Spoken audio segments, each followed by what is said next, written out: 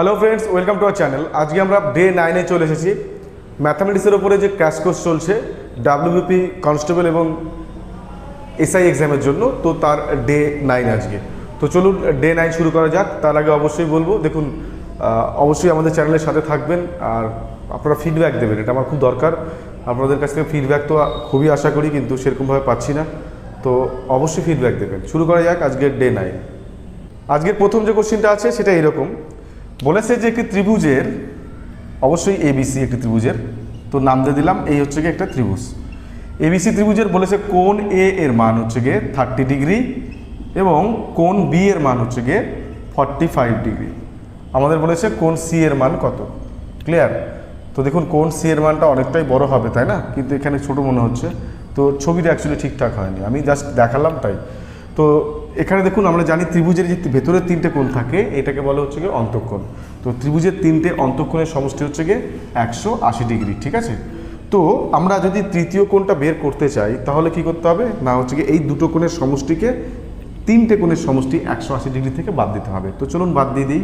বিয়োগ 45 ডিগ্রি আর 30 ডিগ্রি যোগ করব, তাই না? 45 ডিগ্রি যোগ 30 ডিগ্রি।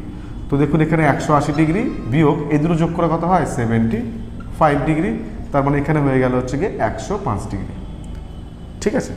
তো এখানে তৃতীয় কোণটা বেরিয়ে গেল হচ্ছে গিয়ে 105 ডিগ্রি। এবার এটা তো বেরোলো হচ্ছে গিয়ে ষষ্ঠিক পদ্ধতিতে। আমরা জানি কোণ পরিমাপ করবার দুটি পদ্ধতি আছে, একটা হচ্ছে গিয়ে ষষ্ঠিক পদ্ধতি, যার একক হচ্ছে গিয়ে এই যে ডিগ্রিতে মেনশন করা হয়, হ্যাঁ, কোণটাকে। তো একক হচ্ছে তাহলে কি জানলাম, ডিগ্রি। আর একটা হচ্ছে গিয়ে বৃত্তীয় পদ্ধতি। বৃত্তীয় পদ্ধতিতে কোণ পরিমাপের একক হচ্ছে গিয়ে রেডিয়ান। ঠিক আছে, খেয়াল রাখবেন। আর এটা হচ্ছে গিয়ে ডিগ্রি। ষষ্ঠিক পদ্ধতিতে কোণ পরিমাপের একক হচ্ছে গিয়ে ডিগ্রি এবং বৃত্তীয় পদ্ধতিতে কোণ পরিমাপের একক হচ্ছে গিয়ে রেডিয়ান। তো আমাদের তৃতীয় কোণ যেটা রয়েছে সি কোণ, তো সি কোণের যে মান সেটা দেখতে পাচ্ছি ষষ্ঠিক পদ্ধতিতে রয়েছে হচ্ছে গিয়ে 105 ডিগ্রি।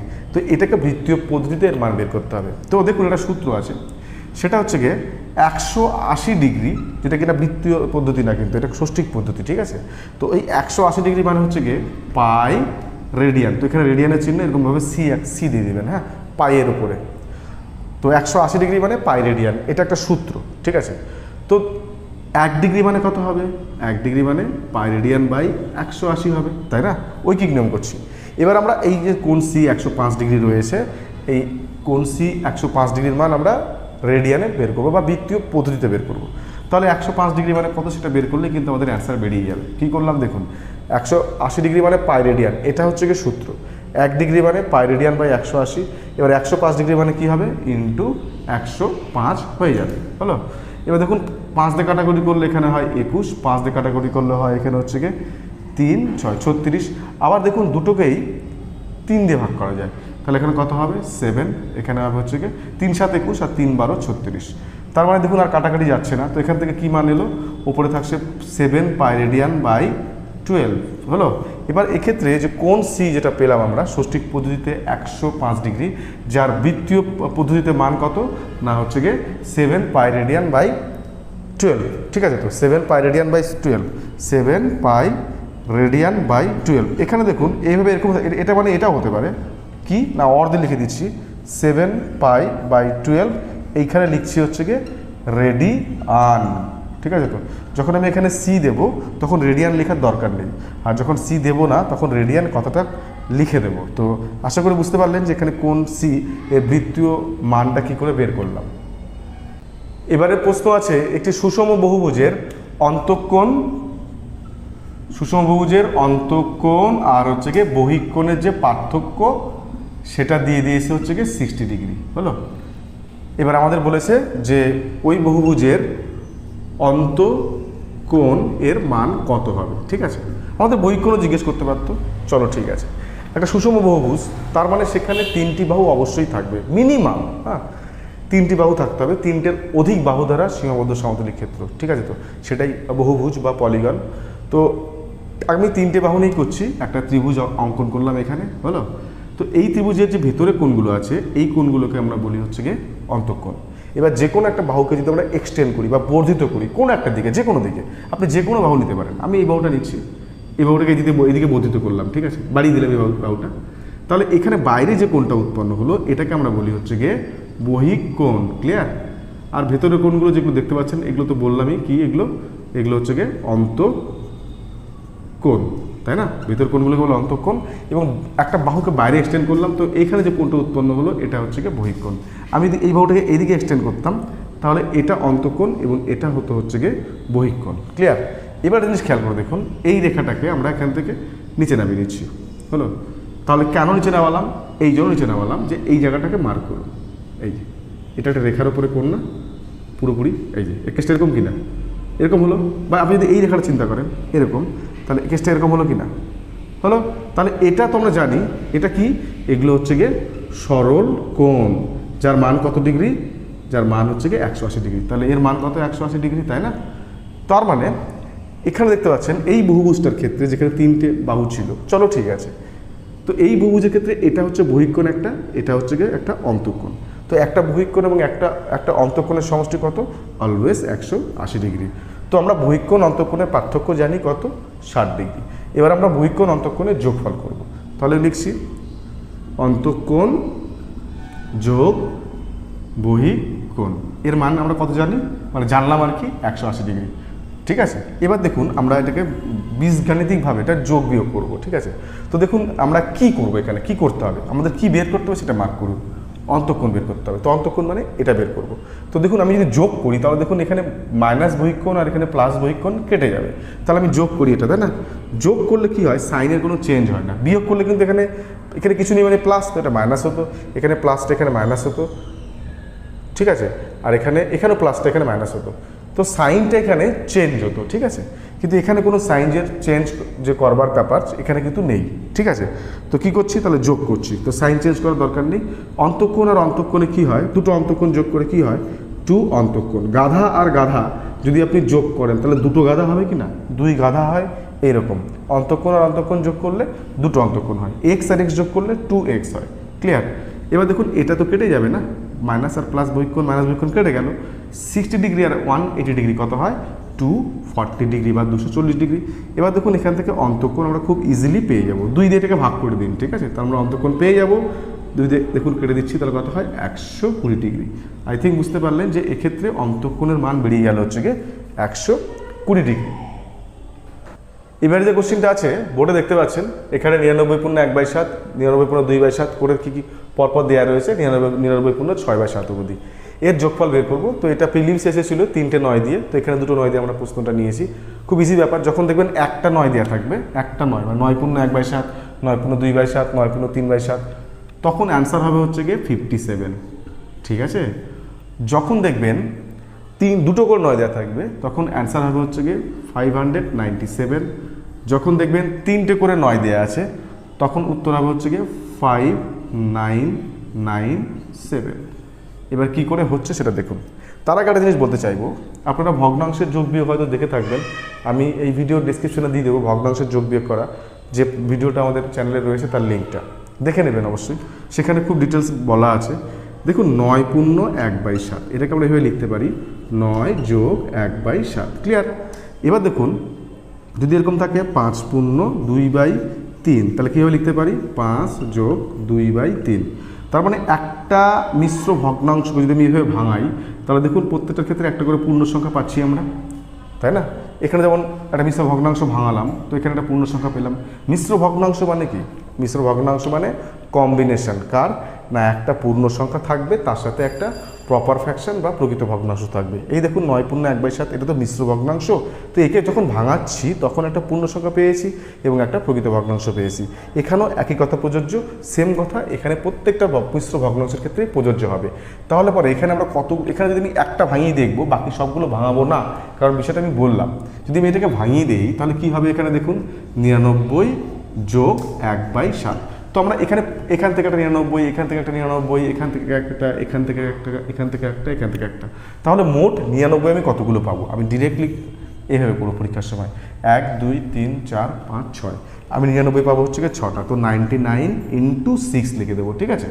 প্লাস, অবশ্যই প্লাস চিহ্ন দেবো কারণ প্রত্যেকটা প্লাস আছে, ঠিক আছে, মাইনাসের কোনো বালাই নেই এখানে, ঠিক আছে। তো তাহলে এখানে কি করছি, এখানে দেখুন প্রকৃত ভগ্নাংশ 1-এর 7 বেরো হবে, এখানে 2-এর 7, এখানে 3-এর 7, এখানে 4-এর 7, এখানে 5-এর 7, এখানে 6-এর 7, সব একটা করে প্রকৃত ভগ্নাংশ বেরোবে, মানে এরকম। এটাকে এখন দেখিয়ে দিচ্ছি একবার, 99 যোগ 4/7, তাহলে এটা একটা 99টা তো নিয়ে নিলাম না, এখানে কাউন্ট করে নিয়েছি, 4/7 থেকে এবার কাউন্টিং করছি।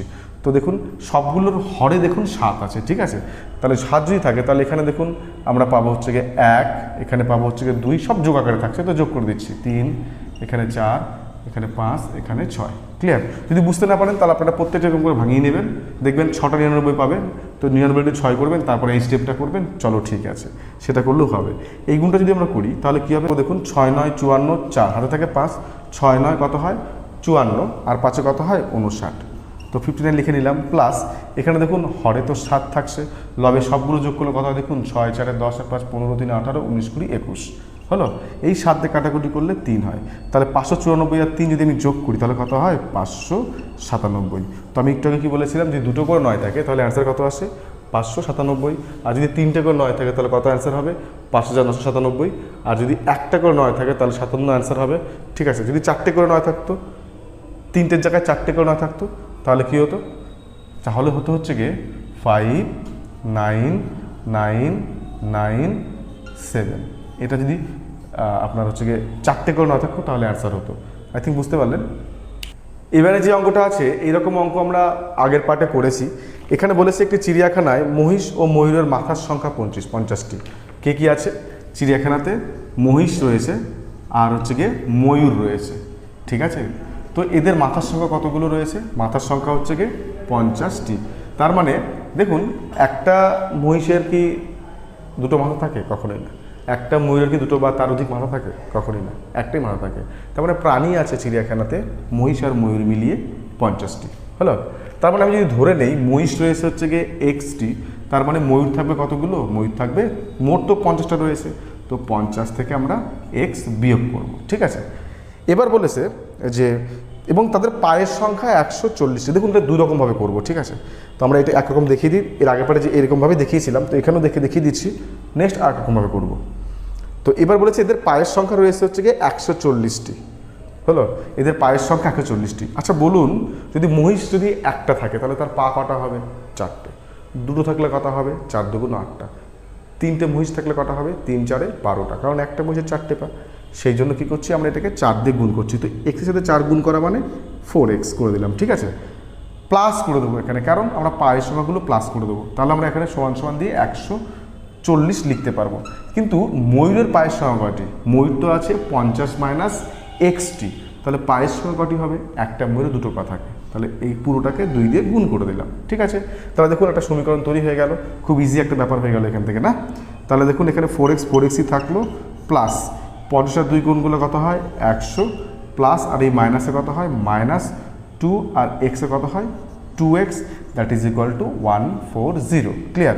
দেখুন এই 2x আর এই 4x কাটলে দিকে থাকবে 2x, এই এদিকে প্লাস 100 আছে, ওইদিকে প্লাস 140 আছে, যেটাকে না বললাম ভগ্নাংশের যোগ বিয়োগ। অবশ্যই দেখবেন এই ধরনের কেস খুব ইজিলি বুঝতে পারবেন। এখানে দেখুন সমান সমানের উভয় পাশে দেখুন, এখানে প্লাস 100, এখানে প্লাস 140, তো কেটে দেন, এটাকে কেটে দিয়ে এখানে 40 করে দেন। আলটিমেটলি যোগ বিয়োগ করলাম, আর কিছুই না, 40 হলো।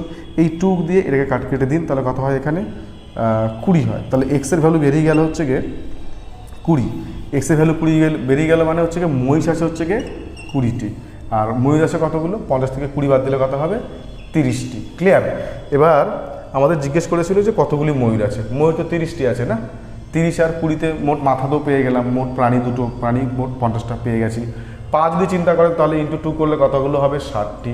এখানে দেখুন 20টি মহিষের পা কটা হবে? ইন্টু 4 করলে হচ্ছে গিয়ে 80টি। দেখুন 80 আর এই 60 যোগ করলে 140ই আসে। তো আই থিঙ্ক বুঝতে পারলেন। এবার এই অঙ্কটাকে আমরা এভাবে করতে পারি, পরীক্ষার সময় এটাকে অ্যাভয়েডও করতে পারেন। আপনি অপশান এলিমিনেশন করতে পারেন। কীভাবে না, অপশানে আছে দেখুন কী আছে, 20 রয়েছে হচ্ছে গিয়ে 25, রয়েছে হচ্ছে গিয়ে 30, আর রয়েছে হচ্ছে গিয়ে 35। আপনি যদি ময়ূরের সংখ্যা 20টা চিন্তা করেন, ঠিক আছে, তো যদি ময়ূরের সংখ্যা 20টা হয় তাহলে আপনি প্রশ্নটাকে অপশান দিয়ে কী করে স্যাটিসফাই করাবেন?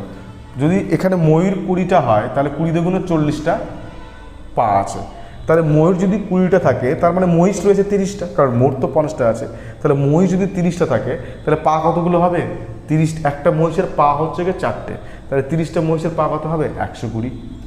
যোগ করলে কত হয়? 140 আসে কি?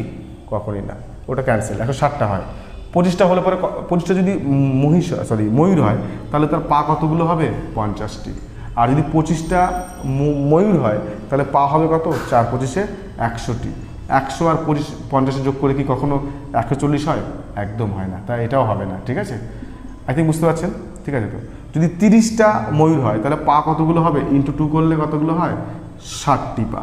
আর 30টা যখন ময়ূর হচ্ছে তার মানে মহিষ হবে 50 থেকে 30 বাদ দিলে কত হয় 20। তো একটা মহিষের 4টি পা, 20টি মহিষের 4 20 80টি পা হলো।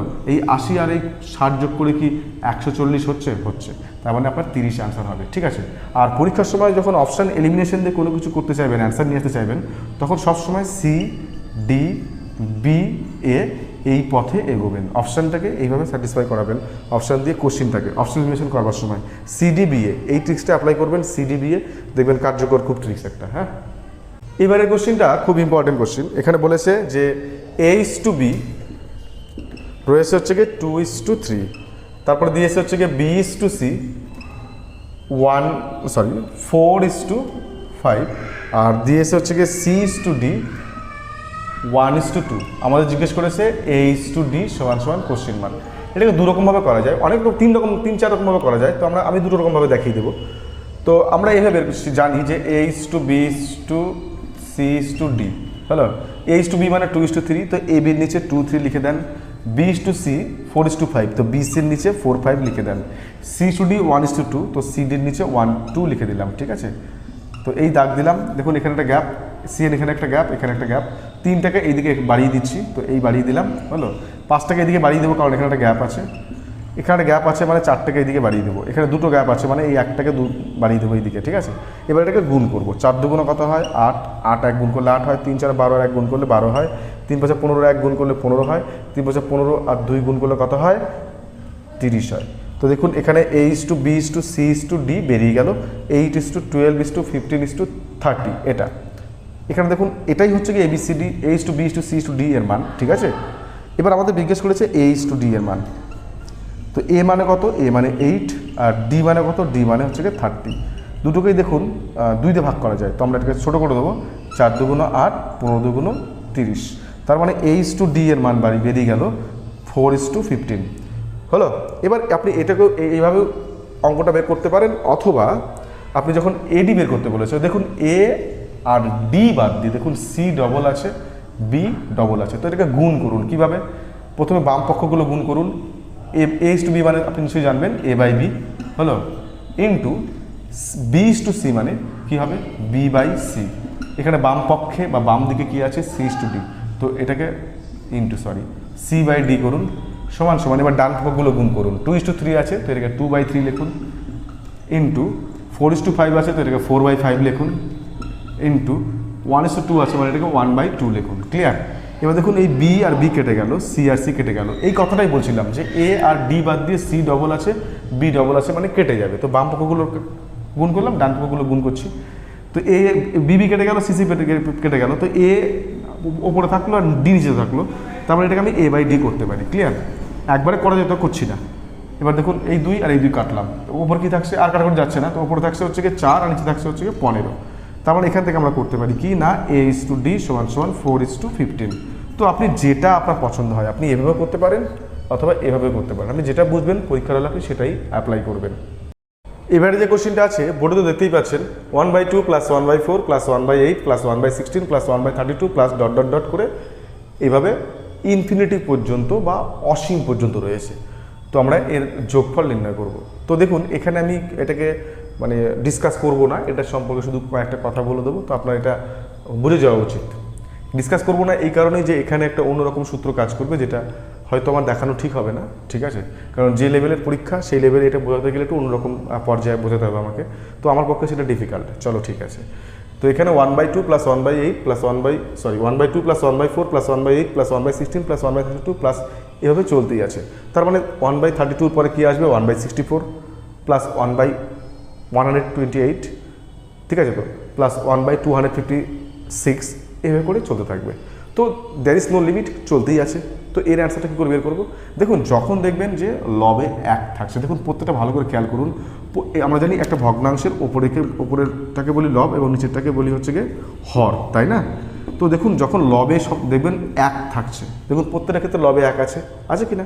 এবং হর ভালো করে দেখুন 2 থেকে 4, 4 থেকে 8, 8 থেকে 16, 16 থেকে 32, এই হরটা না ক্রমান্বয়ে পরপর, ঠিক আছে? তো ক্রমান্বয়ে কী হচ্ছে, এটা ডবল হচ্ছে। একটা জিনিস খুব ক্লিয়ার, তাই না? লবে এক রয়েছে প্রত্যেকটা, দেখতে পাচ্ছেন প্রত্যেকটা পদের, এখানেও এখানেও এখানেও এখানেও। হরটা মানে গ্র্যাজুয়ালি, বলবো না, এটাকে বলবো যে পরপর, হ্যাঁ, কন্টিনিউয়াসলি বা ক্রমান্বয়ে কী হচ্ছে, 2 থেকে 4 ডবল হচ্ছে, 4 থেকে 8, 8 থেকে 16, 16 থেকে 32, 32 থেকে 64, 64 থেকে 128, এইভাবে করে চলতে থাকছে। তো যখন এরকম কেস হবে তখন সবসময় অ্যান্সার হবে হচ্ছে কত না, অ্যান্সার হবে হচ্ছে গিয়ে 1। যখন দেখবেন লবে থাকছে 1 এবং হরটা ক্রমান্বয়ে ডবল হচ্ছে বা দ্বিগুণ হচ্ছে, তখন আপনার অ্যান্সার হবে 1 সর্বদা। সর্বদা আপনার অ্যান্সার কত হবে, 1। আই থিঙ্ক বুঝতে পারলেন। এবারে যে অঙ্কটা দেওয়া আছে সেই অঙ্কটা হচ্ছে কি একটা নৌকা এবং স্রোতের চ্যাপ্টার থেকে দেওয়া আছে। এখানে বলেছে যে স্থির জলে নৌকার বেগ, স্থির জলে নৌকার বেগ দিয়েছে হচ্ছে গিয়ে 7 কিমি/ঘন্টা। অর্থাৎ স্থির জলে নৌকার বেগ মানে হচ্ছে গিয়ে প্রকৃত বেগ বা দাঁড়ের বেগ, যেখানে স্রোত নেই সেখানে আপনি নৌকা চালাচ্ছেন, তো সেক্ষেত্রে আপনার বেগটা হচ্ছে গিয়ে 7 কিমি/ঘন্টা হলো। এবার এখানে বলে দিয়েছে হচ্ছে গিয়ে স্রোতের বেগ, তারপরে বলে দিয়েছে হচ্ছে গিয়ে স্রোতের বেগ 2 কিমি/ঘন্টা। আপনাকে বলেছে যে স্রোতের অনুকূলে, স্রোতের অনুকূলে 108 কিমি দূরত্ব যেতে কত সময় লাগবে, ঠিক আছে? তো দেখুন স্থির জলে নৌকার বেগ মানে নৌকার প্রকৃত বেগ বা দাঁড়ের বেগ, সেটা বললামই। আর এখানে স্রোতের বেগ দিয়েছে 2 কিমি/ঘন্টা, ঠিক আছে? এখানে 7 কিমি/ঘন্টা প্রকৃত বেগ বা স্থির জল নৌকার বেগ, আর স্রোতের বেগ দিয়েছে, স্রোতের বেগ দিয়েছে, ঠিকই বলেছি, 2 কিমি/ঘন্টা। দেখুন অনুকূল মানে কি, আপনি স্রোত যেদিকে স্রোতটা যেদিকে রয়েছে আপনি সেই দিক বরাবরই যাচ্ছেন। তো আপনি যে ফোর্স দিয়ে দাঁড়টা চালান, তো সেটা চালাচ্ছেন। এবার কি হচ্ছে, পেছন থেকে আপনাকে স্রোতটাও সাহায্য করছে, তাহলে আপনি কিন্তু আপনার বেগটা কিন্তু বেড়ে যাবে, তাই না? আপনার এখানে বাধা নেই, এখানে আপনাকে সাহায্য করার মতো কিছু একটা আছে, তো সেটা স্রোত আপনাকে সাহায্য করছে। তো এখানে অনুকূলে বেগ মানে হচ্ছে গিয়ে নৌকার বেগ, স্থির জল অবশ্যই নৌকার বেগ আর স্রোতের বেগটা যোগ করে দিতে হয়, তো এটা হচ্ছে গিয়ে অনুকূলে বেগ। তো স্থির জলের বেগ হচ্ছে গিয়ে ঘন্টায় কত, 7 কিমি। খেয়াল করবেন ঘন্টায় দেওয়া আছে কিনা, ঠিক আছে? এখানে 1/ঘন্টা মানে 1 ঘন্টায়, 1 ঘন্টা দেওয়া আছে 7 কিমি।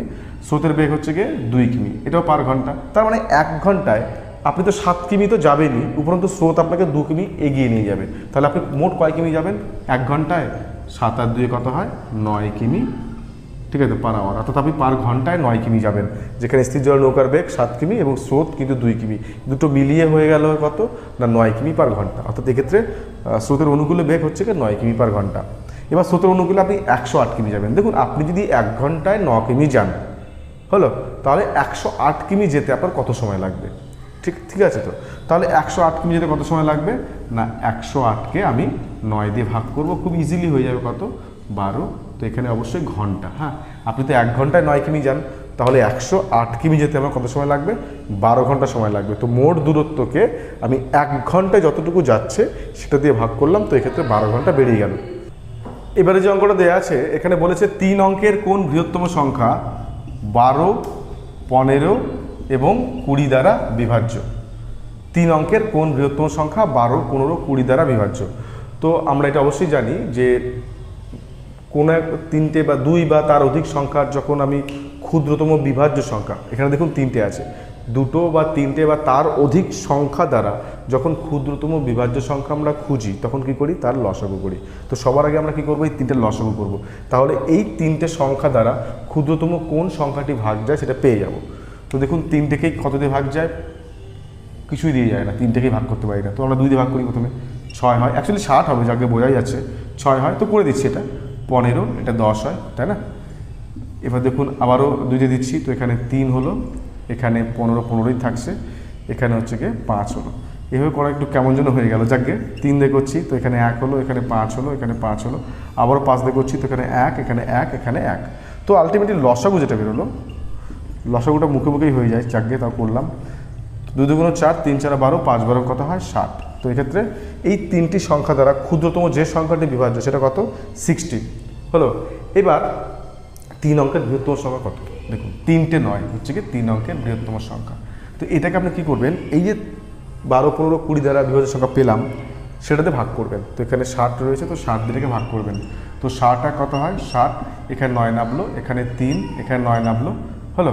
দেখুন বিয়োগফল করে 39 হয়, 9 নেমে গেল। 6 6 কত হয় 6 6 36, তো এখানে 0 360 হয়। হ্যাঁ, তাহলে এখানে 9 আর এখানে 3 নামলো, ঠিক আছে।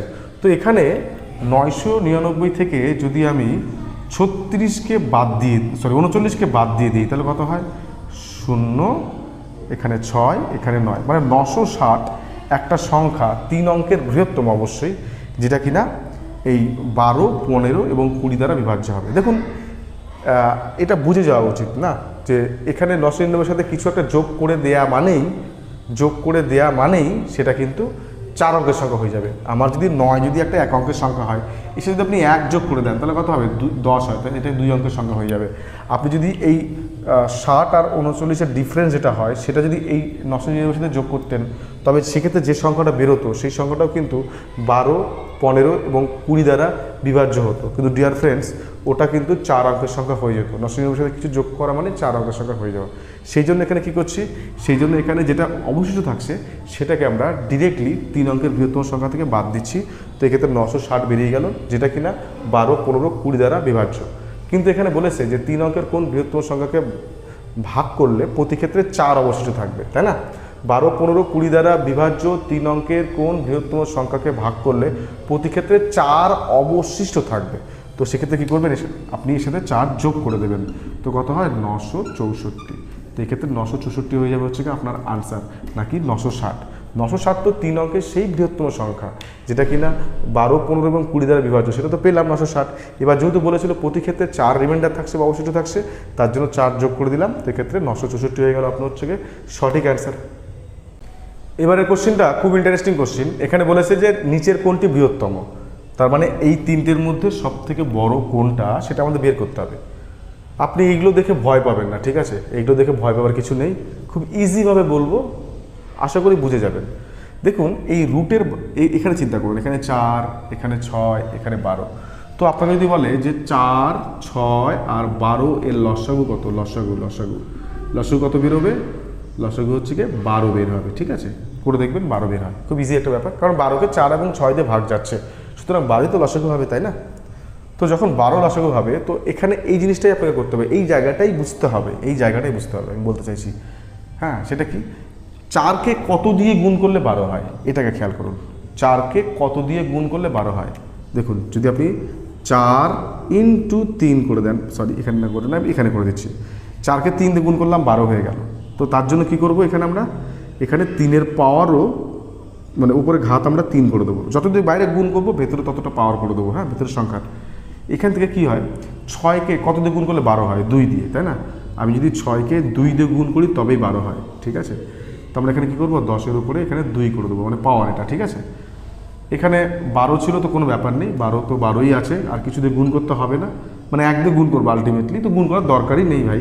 12 25-এর উপরে কিছু নেই, মানে 1 আছে। চলো ঠিক আছে। এখানে দেখুন, এখান থেকে এবার আমি বাইরের ক্যালকুলেশনে সব দেখতে পাচ্ছি, এখানে 12, এখানে 12, এখানে 12। তাহলে একটা জিনিস খেয়াল করবেন, এখানে 3-এর কিউব, এই জায়গাটা শুধু মার্ক করুন। 3-এর কিউব মানে 3কে 3 বার গুণ করা আছে। তো 3 × 3 করলে কত হয় ডিয়ার ফ্রেন্ডস? 27 হয়। এখানে 27 লিখুন। এখানে 10-এর স্কোয়ার করা আছে, মানে 10 × 10 মানে কত হয়? এখান থেকে 100 হয়, হলো। আর 25 থাকা মানে কি, 25 তো কিছুই নেই পাওয়ার, তো এখান থেকে 25ই আপনি চিন্তা করুন, হলো। তাহলে এখানে দেখুন 27, 100 আর 25, এর মধ্যে সব থেকে বড় কোনটা, মানে কোন সংখ্যাটা বড়? 100 বড় কিনা? 100 যদি বড় হয় তার মানে এটা হবে সব থেকে বড়। যদি বলতো সব থেকে ছোটো কোনটা, তো এই 3টে সংখ্যার মধ্যে ছোট কোনটা? ছোট 25, তার মানে এটা ছোট হবে। কি করলাম আলটিমেটলি? সবার আগে চিন্তা করুন, বাইরে কি ছিল? 4, 6, 12, লসাগু বের করলাম ফ্রেন্ডস, লসাগু 12 বের হলো। তারপরে কি করলাম, এই 4কে কত, বাইরে যেখানে 4 ছিল, 4কে কত দিয়ে গুণ করলে 12 হয়? 3 দিয়ে। 3 দিয়ে গুণ করলাম, দেখিয়ে দিলাম এটা জাস্ট। তো 3-এর পাওয়ার এখানে 3 করলাম, হলো। এবার এখানে 6 ছিল, তো আমরা 12 করবো, তো 2 দিয়ে গুণ করলাম, তো এখানে এর পাওয়ার 2 করে দিলাম। এখানে 12 ছিল, তো ওখানে 1 দিয়ে গুণ করতে হবে, তো গুণটা করলাম না এই কারণে যে 25-এর পাওয়ার 1 লিখাও বা না লিখাও যা না লিখাও তা হলো। তো এখানে তারপরে কী করলাম, এখান থেকে এই 3-এর কিউব করে কত হয় সেটা করলাম, 10-এর স্কোয়ার করে কত হয় সেটা করলাম, 25 মানে তো 25 হলো। তো এখানে বৃহত্তম কোণটা আর ক্ষুদ্রতম কোণটা আপনি পেয়ে গেলেন হলো। যারা বুদ্ধিমান প্রাণী তারা কী করলো, পরীক্ষার হলে প্রথমে এখানে দেখবে এরকমভাবে 4, 6, 12 আছে, তার মানে এখানে 3 দিয়ে গুণ করতে হবে, তাহলে 3 দিয়ে গুণ করলে এখানে 3-এর পর 3 হবে, তার মানে এখানে 27 হবে। 10-এর এখানে 6 আছে, মানে 2 দিয়ে গুণ করবো, তাহলে এখানে 2 করবো, তাহলে 100 হবে। এখানে 12 তো আছেই, তো ওটা তো হবে, আসবেই না গল্পে, ঠিক আছে। তো তাহলে এটাও তো আসবে না, কারণ 3-এর পাওয়ার 3 মানে হচ্ছে 27, এখানে 10-এর স্কোয়ার করলে 100 হয়, তো এটা বড় হবে। ও মুখে মুখেই অঙ্ক করে দেবে। এই জিনিসগুলো যদি জানা থাকে না, এই জিনিসগুলো তো মুখে মুখে করে দেওয়া যায় না। তো তার জন্য কী হবে, বিষয়গুলো তো আপনাকে জানতে হবে, বিষয়গুলো জানলে তবেই তো আপনি ফাস্ট করতে পারবেন না। আশা করি বুঝতে পারলেন। তো নেক্সট কোশ্চেনে যাওয়া যাক। এবারে যে অঙ্কটা আছে এখানে বলেছে একটি বাক্সে 1 টাকা 50 পয়সা ও 25 পয়সার মুদ্রার সংখ্যার অনুপাত, মানে মুদ্রার সংখ্যার অনুপাত বলে দিয়েছে হচ্ছে কি 1:2:4। তাহলে কি বলেছে, 1 টাকার মুদ্রা হলো, তারপর রয়েছে হচ্ছে কি 50 পয়সার মুদ্রা আর 25 পয়সার মুদ্রা, এদের যে সংখ্যার অনুপাত, কিসের অনুপাত দিয়েছে, সংখ্যার অনুপাত। আমি এখানে লিখে দিচ্ছি কি সংখ্যার অনুপাত দিয়েছে কত, সংখ্যার অনুপাত দিয়েছে হচ্ছে কি 1:2:4। এটা হচ্ছে কি সংখ্যার অনুপাত, ঠিক আছে। তো আচ্ছা, এবার বলে দিয়েছে যে ওই বাক্সের মোট টাকা কত, মোট টাকা হচ্ছে গিয়ে 393। বলেছে ওই বাক্সে মোট 393 টাকা থাকলে মোট মুদ্রা আমাদের বের করতে হবে, যে মোট মুদ্রা বা মোট কয়েন কটা আছে হলো। দেখুন এই ধরনের যে কয়েন, টাকা পয়সা বা টাকা পয়সার এই ধরনের অঙ্কগুলো, মানে আধুলি সিকি আমরা যেটাকে বলি, টাকা আধুলি সিকির অনুপাত, ঠিক আছে। তো এই ধরনের অঙ্কগুলো না আপনি জাস্ট এই একটা চার্ট যদি আপনি করতে পারেন না পরীক্ষার হলে, জাস্ট খুব টুইঙ্কেল অফার নাই, চোখের নিমেষে এই চার্টটা করে নেবেন, ঠিক আছে। তো দেখবেন আপনি যে কোনো কোশ্চেন বলছি না, যে কোনো কোশ্চেনের আনসার আপনি এখানে দিতে পারবেন। এত সুন্দর একটা ট্রিক্স এটা, আই থিঙ্ক আপনাদের ভালো লাগবে। সংখ্যা আর এবারে মূল এখানে দেওয়া আছে হচ্ছে মূল্য, মোট টাকার পরিমাণ দেওয়া আছে, তাই না, মোট টাকার পরিমাণ দেওয়া আছে এটা, আর এখানে সংখ্যার অনুপাত দিয়েছে। তো এখানে 1 টাকা 50 পয়সা 25 পয়সা, যদি বলতো 50 পয়সা 25 পয়সা 10 পয়সা, তো এখানে 50 পয়সা 25 পয়সা 10 পয়সা লিখতাম, ঠিক আছে। দেখুন একটা অঙ্ক যদি আপনি ঠিকঠাক বুঝতে পারেন না, 10টা অঙ্ক করতে পারবেন। তো আপনাকে সেটা করা উচিত যে আমি এটা কী করে হচ্ছে সেটা বুঝবো, তারপর আপনি এই ধরনের কোশ্চেন নেন, এইভাবে করার চেষ্টা করুন, 100% পারবেন। চলো ঠিক আছে। তো এবার এখানে লিখে নেবো হচ্ছে মূল্য। সবসময় খেয়াল রাখবেন, একটা জায়গায় লিখবেন সংখ্যা, আর একটা জায়গায় লিখবেন মূল্য। যখন দেখবেন আপনার হচ্ছে গিয়ে মোট সংখ্যার পরিমাণ, মানে মোট মুদ্রার সংখ্যার পরিমাণ দিয়ে দিয়েছে, আপনাকে মোট টাকার পরিমাণ জিজ্ঞেস করেছে, তার মানে আপনার মূল্যের অনুপাত দিয়েছে। যখন যেখানে যার অনুপাত থাকবে তার অনুপাত বসিয়ে দেবেন ডিয়ার ফ্রেন্ডস। এখানে সংখ্যার অনুপাত দেওয়া ছিল তো যেখানে অনুপাত করে দিলাম, যদি মূল্যের অনুপাত দেওয়া থাকতো তাহলে এখানে অনুপাতটা করে দিতাম না। যদি বলতো একটা ব্যাগে 1 টাকা 50 পয়সা এবং 25 পয়সা এর মূল্যের অনুপাত 1:2:4, তাহলে এখানে 1:4 লিখে দিতাম। ক্লিয়ার? আর কিচ্ছু নেই। যেখানে সংখ্যার অনুপাত বলেছিল সংখ্যার জায়গায় বসিয়ে দিয়েছি। এবার দেখুন 1 টাকা, এইভাবে চিন্তা করুন, 1 টাকার সংখ্যা কটা, একটি, মানে 1 টাকার মুদ্রা কটা আছে, একটি যদি হয়, 1 টাকার মুদ্রা যদি একটি হয় তাহলে কত টাকা হয়, 1 টাকা হয়, তাই না। তাহলে এখানে 1 টাকা। ক্লিয়ার? 50 পয়সার মুদ্রা যদি দুটো হয় তাহলে মূল্য কত হবে, অবশ্যই 1 টাকা। 25 পয়সার সংখ্যা যদি 4টে হয় তাহলে মূল্য কত হবে, 1 টাকা। হলো? তো দেখুন এখানে বিষয়টা খুব ইজি হলো। 1, 2, 4-এর যখন রেশিওটা দেওয়া ছিল, এখানে যদি আলাদা রকম রেশিও দেওয়া থাকতো তাহলে কি করতেন, তাহলে তো বিষয়টা ইজি হতো না, না। এখানে যদি 1, 3, 5 থাকতো, 1 থাকলে 1 হতো, 3 থাকা মানে 1.5 হতো, 5 থাকা মানে 1.25 হতো, তখনও কিন্তু এই অঙ্কটা খুব ইজি হতো। তো এটা আপনি অ্যাভয়েড করবেন না, বিষয়টা দেখুন।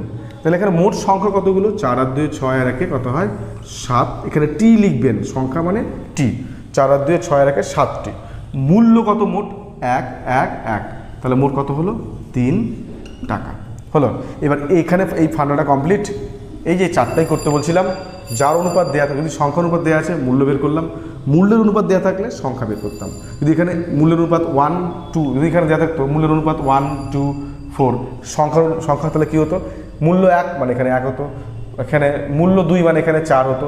2 টাকা আছে ভাই, 50 পয়সার কয়েন কটা আছে, তাহলে 50 পয়সার কয়েন দুটো হবে কি না, 2 টাকা আছে মানে 4টে কয়েন হবে না 50 পয়সার।